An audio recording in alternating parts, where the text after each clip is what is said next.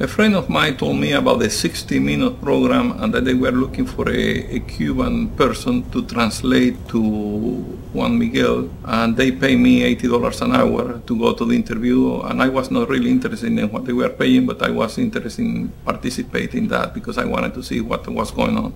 The interview was conducted in the International Youth for Understanding in Washington, D.C., close to the cathedral. I talked to Dan Rather, and Dan Rather told me that the minute that he started talking to Juan Miguel in English, I have to start talking to Juan Miguel in Spanish. I have a microphone on my chair, and I have something sticking in my ear. The voice of Dan Rather enters through my ears, and then I have to start talking to Juan Miguel, and my voice enters to his ear. In the interview, you will see Juan Miguel and Dan Rather talking to each other. I am not in the program, and my voice doesn't come in the program because my voice goes into Juan Miguel's ears, and then when Juan Miguel starts talking in Spanish, then my friend starts translating into English, and his voice is the one that you were supposed to hear in the program. But what was very surprising to me at the end of the program is that Dan Rather said that the other translator, the one whose voice was supposed to be in the program, the one that was translated from Spanish to English, guy from Ecuador, and they say he was not very dramatic, that he was not putting enough emphasis or drama in the way he talks. So he took that translation to New York, and they hired in New York a dramatic actor, and they take the whole thing again. Whatever Juan Miguel have said, they put it with the voice of the actor to have really a dramatic show.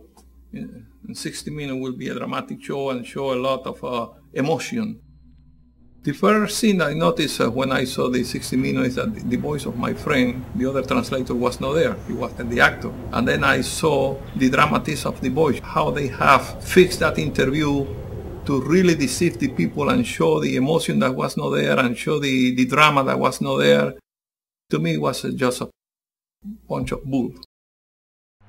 I saw Juan Miguel when they arrived in the caravan. They come out of the car, and Greg Craig, the lawyer for Clinton, was with him, and Dan Rather was already in the building. And I saw Juan Miguel coming with his wife and baby, and being escorted by the lawyer. Also, they have some bodyguards or somebody from the intersection, Cuban intersection, with them. It was no opportunity for candid talk. Juan Miguel and his wife was never alone. When we were there, you know, the two bodyguards or whatever they were always there. The lawyer was always there. The lawyer for Clinton seemed very preoccupied with the kind of question that Dan Rather was going to ask Juan Miguel. During the interview, Greg Craig was looking through the glass to see how Dan Rather and Juan Miguel were doing. Dan Rather's attitude was very friendly with Juan Miguel and extremely friendly with Greg Craig. Every time that the program is stopped, Greg Craig went into the room where Juan Miguel was being interviewed, and now Juan Miguel is out and going into the bathroom not to have a drink of water. And then Greg Craig and Dan Rather were talking to each other about the next question or about whatever. I couldn't hear what they were talking, but I saw them talking and changing papers and things like that.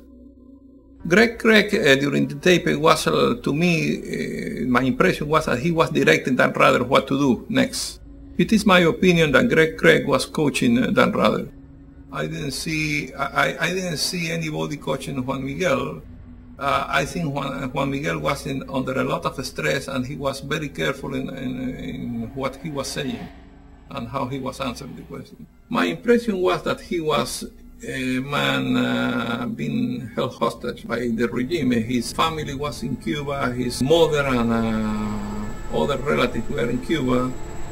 I have talked to his uncle in one of the demonstrations in front of the intersection, and his uncle have assured me that Juan Miguel have all the intention to emigrate to United States, and he have told them, keep my son over there until I can make it over there.